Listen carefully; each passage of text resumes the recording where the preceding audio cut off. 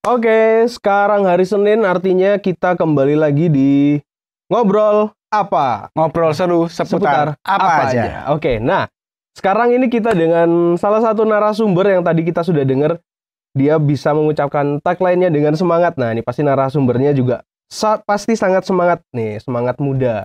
Nah, di sampingku sudah ada Mas Adi, aku panggilnya Adi biasanya. Adi, ya. Oke, boleh perkenalkan diri sedikit, Bro?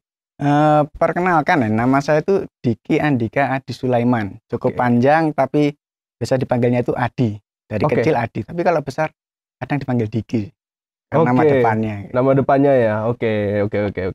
Jadi teman-teman bisa panggil Adi ya. Tadi Adi sudah bilang. Nah, ini kita sekarang di-record jadi kita akan siarkan juga di YouTube selain live hari ini. Di YouTube ini kalian bisa saksikan besok hari Selasa jam 6 sore untuk sesi 1 dan Selasa depan untuk sesi 2 jam 6 sore juga pastinya. Dan buat teman-teman yang sekarang mendengarkan, silahkan kalau mau berespon, mau bertanya, mau kirim salam atau apapun, silahkan langsung lewat chatbox kita yang ada di aplikasi Askara Radio Streaming atau lewat website kita di www.ytwr.org. Nah, itu sedikit intro aja dan sekarang kita langsung aja masuk ke materi-materi yang akan kita bahas bareng Adi. Oke, siap. Oke. Nah, tadi sudah memperkenalkan diri. Nah, Adi ini kesibukannya apa sih, Bro? Sekarang. Kesibukan sekarang ya. Kalau pagi itu saya pura-pura jadi trader. Oke. Pura-pura aja sih. Kalau sore gitu sampai malam kerjanya sih nongkrong di kafe sih. Nongkrong di kafe. Nongkrong di kafe sambil buat kopi gitu. Kalau ada orang minta ya saya kasih. Oke. Orang mau makan ya saya kasih. Oke. Kalau pulang suruh bayar. Oke, jadi Adi ini dia adalah salah satu pemilik salah satu kafe yang ada di Batu, namanya Cafe Klinik, betul ya? Kopi Klinik. Cafe Klinik. Ya, Kopi Klinik. Nah, Kopi Klinik ini kita akan bahas lebih banyak bareng Adi hari ini karena ini adalah sesuatu yang menarik juga. Nah, pastinya kalau Adi ini pasti punya kesibukan ya tadi. Kalau pagi jadi trader, wah ini jadi mengganggu jam tradernya nih. Jam trading. Oh, ya, ada robot ya tradingnya. Oke, kita lanjut, Bro. Nah, ini kan berarti Kopi Klinik ini adalah salah satu usaha yang sudah berapa lama sih, Bro? Setahun ada? Hampir ya. Jadi saya buka itu Desember akhir tahun. Akhir tahun. Di jalan sekarang kan bulan Oktober ya. Ya. Udah jalan 9 bulanan. 9 bulan. Masuk bulan ke-10. Bulan ke-10. Oke, ini jadi adalah salah satu kafe yang masih muda juga ya, belum? Ya, muda belia. Belum ada 1 tahun. Belum ada. Ya, oke, belum ada 1 tahun dan beberapa kali sempat ke sana juga bareng teman-teman GKT atau sendiri juga sering waktu itu. Mantep kopinya. Siap. Tehnya nih aku suka nih, ada biasanya ada tisane, ada chamomile. Yang beda dari yang tempat lain. Ya, betul. Karena varian tehnya banyak banget, nggak ada di tempat lain. Itu yang aku suka. Sama kalau diingat-ingat dendengnya. Dendeng. Bukan dendeng namanya. Apa? Bukan dendeng. Oh, namanya bukan dendeng. Bukan dendeng. Oh, oke. Namanya bukan dendeng, sama yang satunya bukan CI. Bukan ya? CI. Oke, itu nama menunya. Biar orang penasaran apa sih itu. Iya. Jadi berdebat apa terus kalau bukan dendeng? Cobain aja gitu kan. Oke. Marketingnya kan kayak gitu. Salah satu strategi ya. Nah, nah ini kan salah satu kesibukannya itu sore ya berarti? Sore. Jam berapa, Bro, biasanya? Jam 2 itu udah mulai prepare sih. Sampai jam 3 buka sampai jam 11. Normalnya sampai jam 11. Oke, buka setiap hari atau ada liburnya? Senin libur. Supaya seperti teman-teman itu ada liburnya gitu ya. Nggak jadi budak korporat. Iya, betul. Harus ada liburnya sih memang. Betul, harus diatur. Nah, ini pasti usaha itu ada ada starting point nih. Setiap usaha itu ada starting point. Kenapa kok memulai usaha? Nah, kalau sebelum memulai usaha ini Adi ada ini nggak sih? Pernah kerja di suatu tempat atau jadi karyawan atau gimana gitu? Pernah sempat kerja itu di Tangerang ya. Kerja di pabrik sepatu. Centang. Centang. Oh iya. Itu sekitar 1,5 tahunan lah.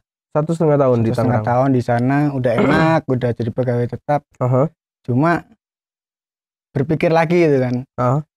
Cita-cita dari kecil mungkin SMP lah ya. Itu pengen jadi entrepreneur. Dalam bidang apapun waktu itu? Atau ada target? Kalau kita ngomongin entrepreneur itu menurut saya ya, pengalaman juga itu nggak ada satu entrepreneur itu yang cuma pengen satu bidang. Satu bidang. Pasti banyak bidang.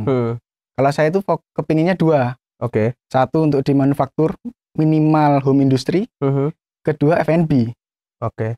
Cuma yang lucunya F&B ini saya pinginnya waktu umur 40 sebenarnya. Oh, pinginnya 40. Targetnya ya. Nah, Oke. Tapi di perjalanan ini kok, oh ya sekarang kok semakin booming sih orang ngopi, semakin booming sih orang nongkrong kayak gitu. Oke, betul. Terus ada jalan, kenapa kok nggak saya ambil sekarang aja gitu kan? Nah, saya berpikir gini, kadang later itu bisa menjadi never gitu loh. Ya, betul. Karena kalau bilang udah nanti aja deh, nantinya itu kapan? Nggak Karena kita jalan-jalan. lupa. Ya. Begitu ada kesempatan sih, kok ada obrolan, oh menarik nih, prospeknya bisa dilihat, oh cukup baik. Ya. Setelah hitung-hitungan juga masuk. Kenapa nggak buka sekarang aja kayak gitu kan? Oke. Jadi akhirnya memilih, udah lepasin yang di Tangerang itu dari zona nyaman kan sebenarnya kan kalau kita ngomongin kerja ikut orang itu kan setiap bulan udah pasti nih. Ya, kita punya masalah keuangan bulan ini, bulan depan setidaknya pasti sudah ada bayangan bayangan yang gitu kan. Oh dapat nih bulan ini, oh bulan ini dapat. Ya. Tapi kan sekarang kan enggak. Nah itu kan resiko pasti ya. Cuma pertimbangan saya, mumpung saya masih belum punya beban keluarga gitu kan ya. Betul. Lebih baik saya coba sekarang gitu daripada saya udah berkeluarga terus saya merintis usaha lagi kan risikonya double ya, gitu. Betul. Mumpung ada kesempatan ya. Nah, masih aman gitu. Terus didukung sama keluarga sama orang terdekat, berangkatlah kayak gitu. Oke. Nah, ini kalau bilang bidang F&B ini sebenarnya yang sekarang lagi dimulai ini pengalaman pertama atau sebelum-sebelumnya pernah coba usaha yang lain? Kalau pernah coba usaha yang lain tuh pernah ya. Sebenarnya dendeng saya itu itu trialan saya waktu zaman kuliah. Udah pernah buat gitu, vakum. Jadi pernah frozen. Terus skripsi itu kan sibuk, stop. Skripsi selesai saya langsung kerja. Ya. Jadi memang nggak sempat meneruskan dulu yang gitu kan. Ya. Akhirnya baru sekarang ini diteruskan jadi menu di kafe gitu kan. Oke. Gitu. Jadi resepnya mirip ya? Resepnya sama yang dulu. Copy paste yang dulu. Copy paste yang dulu. Tapi yang dulu aku ingat banget pernah naik gunung bawa bekal dari ini dendengnya Adi. Tapi dendeng babi waktu itu ya. Ih, haram loh. Enak tapi. Itu kenikmatan yang dirasakan. Sama sosis juga kan pernah dulu, urutan itu. Waktu tahun berapa itu ya, Bro? 2015, 14? Sekitar 16 17. Oh, 16 17 ya.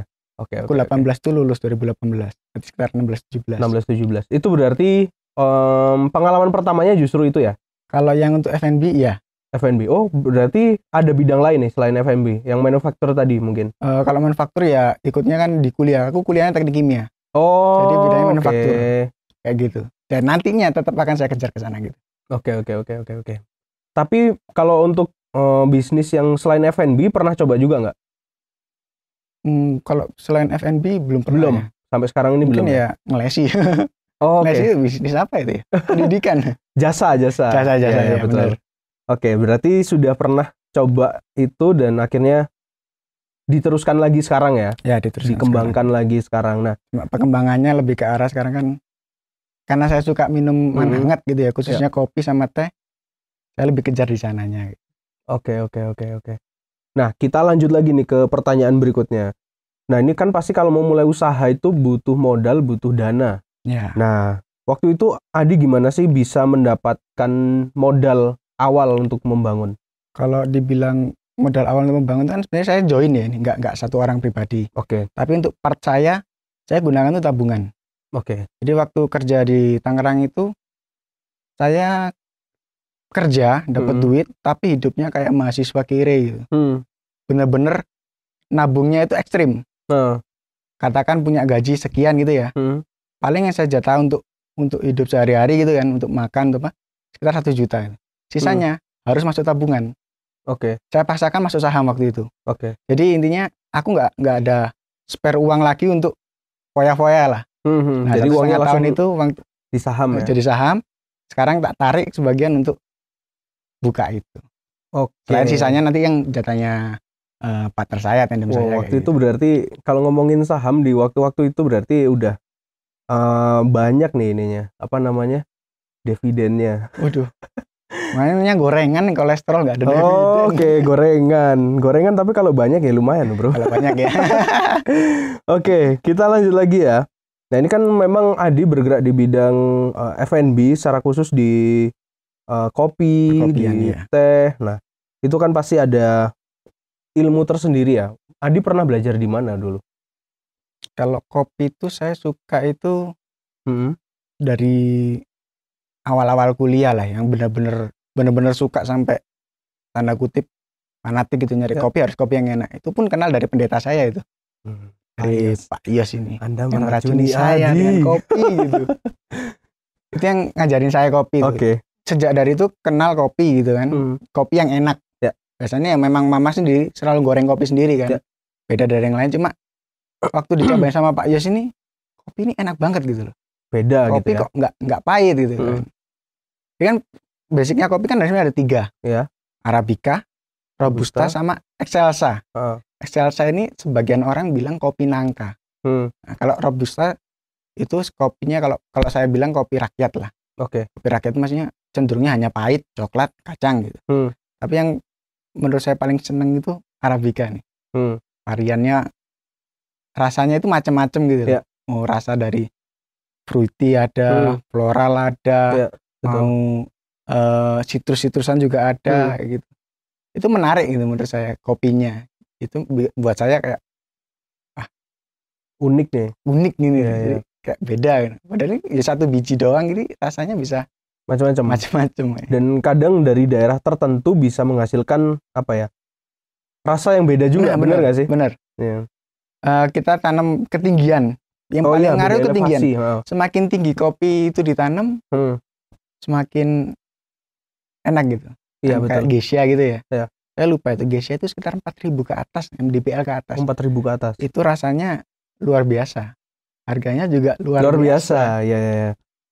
Elevasi 4.000 ke atas itu agak susah dicari soalnya. Adanya itu di Panama. Panama itu mana ya? Panama itu Amerika Selatan. Amerika Selatan ya. Di sana yang paling terkenal lah. Daerah Chile. Daerah Chile. Itu udah nggak bisa dibayangin lah. Iya sih, benar. Kalau ngomongin kopi ini, region kopi ini sebenarnya ada banyak ya. Secara khusus di Indonesia pun yang istilahnya kopi Nusantara itu ada banyak bener sih. Sabang sampai Merauke ada. Iya, Sabang sampai Merauke ada. Terus belum lagi di daerah Afrika, belum lagi di daerah Amerika Selatan, ya, Brazil, Panama, Chile dan lain-lain. Kalau Afrika, Ethiopia. Iya bener, Ethiopia, Kongo. Ethiopia udah banyak. Nah itu ada istilahnya apa sih, coffee belt. Ya. Jadi kayak apa sih kalau orang-orang bilang garis khatulistiwa. Nah yang daerah yang dilewati garis khatulistiwa itu pasti kopinya mantap-mantap. Karena memang mintanya tropis sepertinya. Betul. Karena mintanya di tropis, makanya namanya coffee belt. Itu menarik banget untuk dibahas, dan itu pembahasan yang lain mungkin itu karena siapa yang nggak ngopi gitu kan. Iya benar. Bahkan ngomongnya ngopi tapi nggak ngopi. Iya. Benar. Itu jadi kayak kata ganti ya. Kata ganti. Ayo ngopi yuk, padahal nggak ngopi. Iya, jadi kata ganti. Terus ada yang bilang ngopi itu adalah ngolah pikir. Wah, itu seperti pendeta saya. Iya, ya memang beliau yang ngomong. Ngopi itu ngolah pikir. Oke. Kalau ngomongin jenis kopi, kalau Adi sendiri paling suka, ini pasti tiap orang beda ya. Kalau Adi sendiri paling suka yang mana nih? Kalau saya Arabica pasti. Arabica. Oke, dari daerah tertentu kalau ada. Arabica saya akhir-akhir ini suka Arjuno. Oh, Arjuno. Paling dekat sama kita ya. Deket sini Arjuno. Saya dapat satu kopi itu prosesornya orang lokal, orang Batu sendiri. Iya. Batch-nya cuma minim ya. Tapi rasanya itu bener-bener kentara gitu loh. Floral sama fruity-nya gitu. Floral dan fruity-nya. Akhir-akhirnya jadi wah, tiap harinya dunia itu aja buat yang saya pribadi gitu. Oke. Kalau ngomongin ini, metode yang disuka. Metode paling standarnya kopi tubruk, kopi rakyat. Iya benar. Selain itu ya V60 normal, V60. Universal dripper lah. Ya. Di mana-mana ya pasti ada ya. Males ya tubruk. Kalau lagi cari sensasi gitu, cari rasa, ya V60 paling gampang. Betul. Nah kalau jenis kopi tadi kan Arjuna nih. Arabica Arjuna ya. Nah Arjuna itu aku suka juga bener karena rasanya unik ya. Dari yang lain. Ada lagi yang unik mungkin kamu bisa coba. Ini karena aku juga suka kopi, jadi kita bisa sharing kopi. Ada yang namanya ini dari Jawa Barat. Aku lupa namanya, ada Pitaloka-Pitalokanya kalau nggak salah. Sunda Pitaloka. Ya, enak. Sunda Pitaloka ini aku pernah coba di V60 Japanese ya, tapi ya. Pakai ice dia itu rasanya kayak bir bintang, Bro.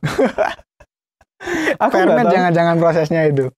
Nggak tahu, iya makanya mungkin bisa jadi di prosesnya itu, bisa jadi di apa namanya, di roastingnya segala macam. Karena kalau ngomongin kopi kan bener nggak sih, ada yang pernah bilang bahwa baristanya itu hanya bekerja mungkin memberikan rasa taste-nya itu hanya 5-10%. Ya, 5-10%. Yang 90-an% itu dari petani, dari proses roasting. Dari pasca panen sampai sampai roasting roast bean-nya itu.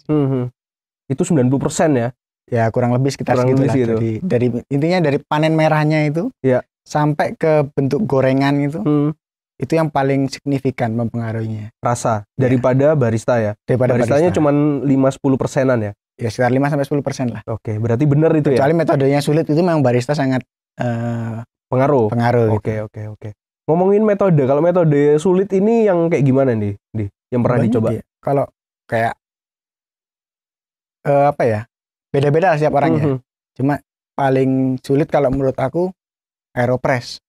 Ya. Aeropress. Menurutku Aeropress sulit karena kan waktu brewingnya bentar tuh, sekitar 1 menit 20 detik sampai 1 menit setengah. Itu harus selesai. Dan volumenya itu sulit gitu ngaturnya gitu kan. Menurut saya aku sulit. Tapi kalau yang paling gampang metode itu tubruk. Iya sih, tinggal campur, tinggal aduk, tuang aja gitu selesai. Ya. Walaupun sebenarnya nuangnya itu ada tekniknya nggak sih di stir gini? Ya, kalau di stir aja muter yang penting merata gitu. Iya, benar. Tapi kalau kayak V60 itu yang macam-macam, mau berapa step kayak gitu banyak. Iya benar. V60 itu ada banyak juga, ada yang pakai Kalita, ada yang pakai Kalita wave, kalau macam-macam. Itu drippernya ya, maksudnya dripper, Kalita, V60, terus Clever dripper, itu jenisnya. Kalau dripper namanya sebenarnya dripper. Kalau V60-nya V60 sendiri, Hario itu sih. Iya, Hario, benar. Jadi macam-macam ya memang ya. Dan semua itu pasti dipelajari satu persatu kan. Nah, kalau Adi sendiri ini dulu mulai belajarnya di mana? Kalau kopi karena belajar dulu memang awalnya seneng sejak dari Pak Yus sama Pak Yus tadi itu ya. Terus waktu mau buka ini mulai belajar lagi lah, kenal sama barista, terus belajar sama dia, les lah istilahnya, privat. Oh, privat sendiri khusus untuk itu ya. Oke. Nah, tadi ada ini masuk di chat box kita. Tak bacain ya pertanyaannya. Pas awal-awal mau buka usaha, apakah ada rasa was-was kalau bisnis ini akan jalan atau enggak? Ada nggak nih? Pasti ada dong. Banyak rasa was-was banget gitu. Bahkan sampai sekarang masih ada was-was. Sekarang banget gitu. Oke. Nah, belajarnya gini sih kalau aku. Kita kan boleh khawatir. Ya. Tapi ya kita harus serahkan kekhawatiran kita gitu kan. Tuhan kan yang melihara kita kan. Ya, maksudnya setidaknya sampai hampir 10 bulan ini nggak pernah gitu aku kosong. Nggak pernah kosong ya. Nggak, saya cek pembukuan per bulan juga nggak pernah minus gitu. Meskipun aku nggak dapat duit. Oke, paling nggak bisa operasional ya? Operasional masih jalan gitu kan. Ya kalau khawatir pasti, cuma intinya lebih banyak apa ya, kita percaya sama Tuhan, terus orang-orang kita mendukung kita gitu. Kalau orang sekitar kita mendukung kita, oh ada alasan-alasan dari mereka, oh ya sepi kan, ini memang PPKM gitu, ada yang menguatkan gitu loh. Orang-orang menguatkan kita itu sedikit reda gitu. Kalau dibilang hilang juga enggak kan. Iya betul. Kan masih juga seumur jagung. Iya, masih setahun itu perjalanannya masih satu langkah, belum ngelangkah itu malah kayaknya kalau untuk ukuran kafe. Padahal aku mikirnya gini loh, 1 tahun pertama minus nggak apa-apa lah gitu kan. Udah mikir gitu nih. Iya. Karena kan kalau waktu aku kuliah memang ada perancangan pabrik itu kan memang ada hitungannya kayak gitu kan. Pasti tahun pertama minus. Wah, udah bayangin minus. Seneng lah, nggak apa-apa lah. Minus ya udah siap lah aja, siap gitu kan. Tapi di tengah jalan, kok mulai turun. Kok kena PPKM. Jadi was-was lagi gitu bener. Iya sih. Gak bisa langsung hilang gitu was-wasnya. Ada pengalaman unik nih. Waktu itu aku ngopi di klinik situ. Lagi PPKM terus kita kena gerbek. Bener gak? Ya Anda langsung kabur itu. Langsung kabur. Sama Hiskia itu. Iya, sama Hiskia kita langsung kabur. Sama Wendy bertiga. Iya. Itu masih awal-awal buka itu. Awal-awal buka. Kabur. Langsung PPKM gitu. Aduh. Iya bener. Itu pengalaman. Wah ya unik sih.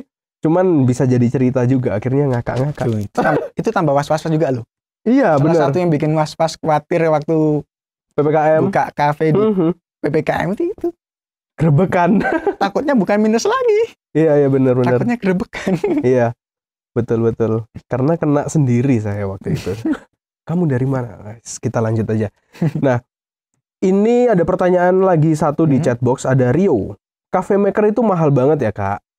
Aku suka ngopi, pingin buka karena ada tempat, tapi nggak kuat dengan mahalnya alat-alat. Ada saran, Kak? Nah, ini Adi silakan menjawab nih karena sudah berpengalaman. Cafe maker yang dimaksudnya apa? Espresso mungkin ya? Mungkin espresso, karena espresso memang mahal. Kalau cafe maker sendiri murah, 500.000 udah dapat. Ya, betul. Kalau mau buat espresso memang standar cafe sih setahu saya masih 25 jutaan lah. Ya, itu mesin espresso itu yang ya? bagus. Oke. Bagus yang cocok untuk cafe. Kalau 3 juta ada, cuma nggak relevan gitu lah untuk cafe. Kalau solusinya bisa pakai manual presso. Manual presso. Itu bisa ada presso, ada manuso. Itu range harganya kalau baru sekitar 3-5. 3-5. Nah, itu udah mumpuni lah. Oke. Untuk rock presso dan manuso kayak gitu. Ketimbang mesin memang sih.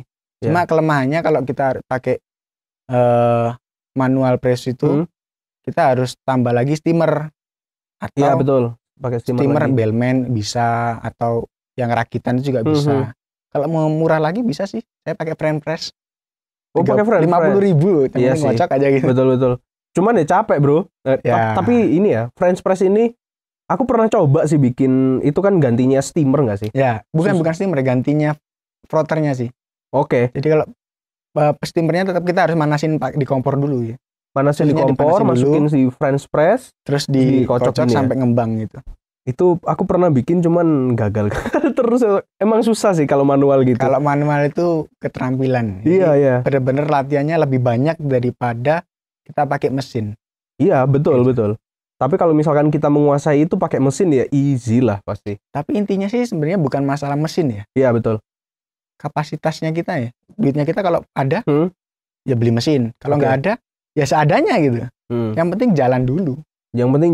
Daripada nanti ditunda nggak jalan. Nggak jadi kan. Ya, betul. Sometimes later become never kan. Oke, betul. Setuju, itu tips untuk Rio. Jalan ini dulu gitu. Ya, aku aja nggak pakai mesin espresso. Sampai sekarang ya? Sampai sekarang belum ada mesin espresso tapi sudah jalan. Oke, Rio. Jadi silahkan kumpulkan modalnya untuk cari manual presso ya. Kalau mungkin memang yang dimaksud ini mesin espresso nih, cafe makernya. Oke, kita lanjut lagi. Oke, di klinik ini unggulannya kalau kopinya apa nih, Bro?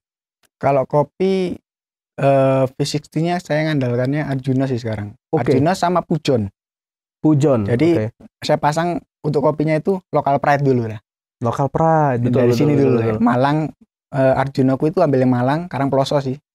Pujon. Sama Pujon. Itu ambil. Sebenarnya ada Songgoriti cuma belum dapat lagi aku binnya. Itu kayaknya sempat booming juga beberapa waktu lalu, tapi ya memang agak sulit ya. Mungkin menurut saya karena lahannya kecil ya, jadi nggak bisa supply banyak gitu. Lahannya kecil. Panderman itu juga ada setahu waktu saya itu. Malah belum pernah dapat barangnya. Ada, saya dengar cuma dari teman-teman Sami Sarang juga nggak nemuin gitu. Bukan nggak nemuin ya. Nggak ngeluarin gitu kan. Mungkin karena speknya kurang nggak mungkin. Mungkin. Bisa jadi. Nah, tadi kopi, sekarang ke teh kita. Beralih ke teh. Nah, kalau teh ini jujur aku nggak terlalu tahu, tapi mungkin yang sedikit membuka mataku soal teh itu ada kejadian sekitar setahun yang lalu. Jadi adalah salah satu temen kenalan juga. Kenalanku ini dia pernah tinggal di Eropa, dan budaya ngeteh di Eropa itu kan booming, terutama di Inggris. Dan yang dibuat teh itu bukan cuman yang ku tahu ya, pucuk daun teh. Dan itu dari bunga-bungaan, dari buah-buahan, dari segala macam. Pokoknya sesuatu yang diseduh itu mereka bisa bilang teh. Dan kebiasaan mereka, aku pernah lihat sendiri, itu mereka menanam tanaman yang bisa menghasilkan teh di halaman rumah. Nah, ini di Turki nih, di Istanbul kejadiannya. Jadi orang-orang pagi-pagi itu keluar di balkon, itu waktu itu masih winter ya, jadi kadang masih bersalju sedikit gitu. Orang keluar, dipetik gitu. Sambil ngerebus di depan rumah. Bingung, apa ini? Oh, rupanya ngeteh. Aku ingat karena sebelumnya aku juga pernah lihat temanku yang di Indonesia dia ngelakuin hal yang sama. Dan itu hal yang unik banget. Unik banget ya. Unik banget. Nah, ini tuh dunia yang baru juga buat aku. Penasaran sebenarnya. Nah, karena aku penasaran, aku pengen tanya sama Adi nih. Kalau jenis teh yang ada di kamu ini apa aja, bro? Kalau jenis teh di aku ya, basicnya itu ada 10 yang tehnya masing-masing bijian ya. Oke. Ada 10. Ada lemon. Oke. Ada lime. Oke. Ada rosella. Ada mawar. Chamomile, lavender, Earl Grey ini ya. Black tea yang dikasih minyak bergamot, white tea, terus apa lagi ya? Telang yang lagi booming. Ya, telang. Yang warnanya biru campur kalau salah jadi ungu. Sama satunya ini apa ya tadi ya? Lupa aku jadinya urutannya. Oh, Forget Me Not. Forget Me Not itu 10. Itu yang basic. Ya. Tapi kalau yang blend aku ada 4. Roseberry tea ini yang jadi top sellernya di cafe nih. Roseberry tea. Terus ada Paradise Flower, Smooris tea, sama Milk Tea Lavender.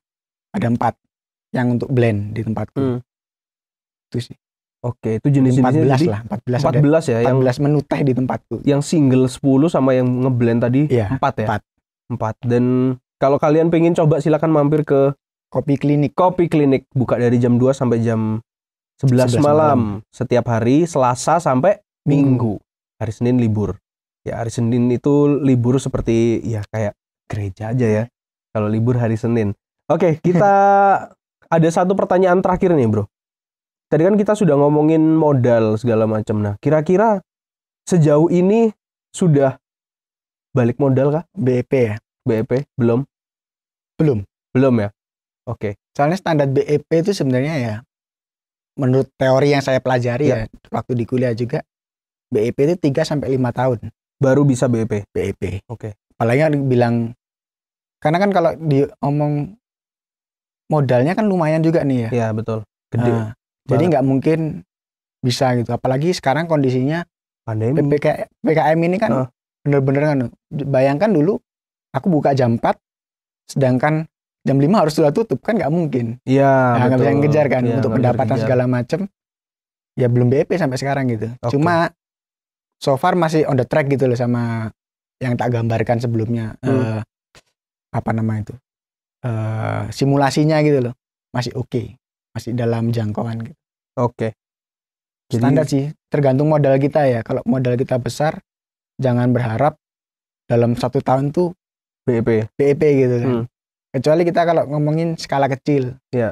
Kalau dengan modal hanya bahan, alat, itu udah balik gitu kan. Oke. Tapi kalau kita hitung dengan pembangunannya, investasi besarnya lah ya. Belum ya. Itu belum.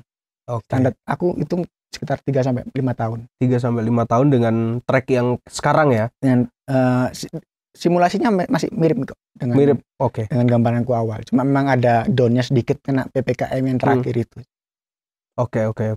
Cukup menarik yang kita bahas pagi hari ini sama Adi, dan nggak kerasa udah setengah jam, Bro. Kita sudah selesai sesi 1 dan kita akan melanjutkan sesi 2 setelah lagu berikut ini.